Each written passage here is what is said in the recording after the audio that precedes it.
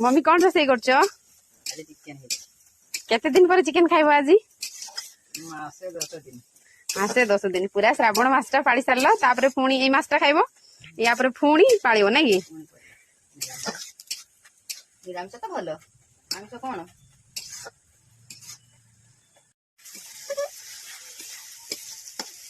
मसला कड़े कषि देबू माटी हांडर मांस मसला सहित कषि देबू हो या पर आमे दिने माटी हांडे मांस करबा आनिबा आनिकी ताको माटी हांडे मांस करबा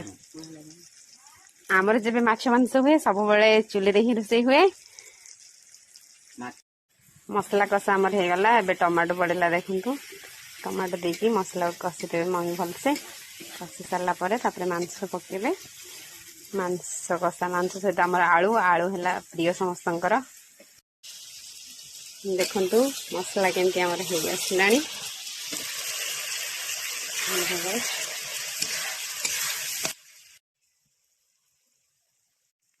देखो मसला आमर भलसे हो गला देखो मांस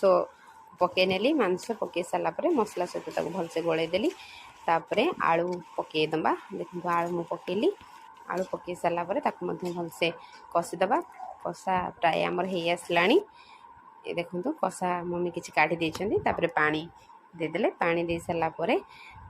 किसी समय फुटिया छाड़देबा फुटीगला आमर प्रस्तुत हो चिकेन करी